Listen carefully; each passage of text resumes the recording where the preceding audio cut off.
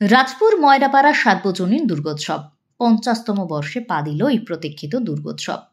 দীর্ঘ 5 দশকের সাফল্যের পথ চলা স্মৃতিকে সঙ্গী করে এবারের থিমে ধরা পড়েছে ব্রিটিশ আমলের ঐতিহ্য ও কলকাতার স্থাপত্যকলার অমোঘ ছাপ। কলকাতার ভিক্টোরিয়া মেমোরিয়ালের আদলে গড়ে তোলা হয়েছে গোটা মণ্ডপটি। সাদা মার্বেলের অনুকরণে অলঙ্কৃত বাহ্যিক গঠন, গম্বুজের মতো ছাদ, খোদাই করা স্তম্ভ ও খিলান সব মিলিয়ে এক রাজকীয় পরিবেশ তৈরি হয়েছে চারপাশে।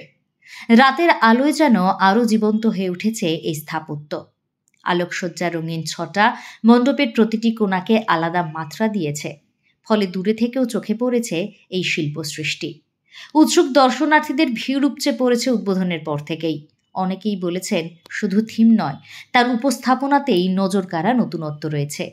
মণ্ডপের অভ্যন্তরে স্থাপন করা হয়েছে থিম ভিত্তিক প্রতিমা, যার অলঙ্করণ ও ব্যাকড্রপ আলো ছায়ার খেলায় আরও উজ্জ্বল। সামঞ্জস্যপূর্ণ আলোকসজ্জা, সুপরিকল্পিত সাজসজ্জা ও সুচারু শিল্প নির্মাণ দর্শকদের মুগ্ধ করেছে প্রতিক্ষণে। 5 দশকের উদ্দীপনাকে স্মরণীয় করতে এই আয়োজন নিঃসন্দেহে বিশেষ মাত্রা যোগ করেছে। আমাদের এবারে 50 বছরে পদার্পণ করেছে। দর্শকদের চমক শুধু একটা কথায় মানুষ বলুক, কলকাতার ভিক্টোরিয়া কলকাতায় আছে, রাজপুরের ঠিকানা ভুলে যাক।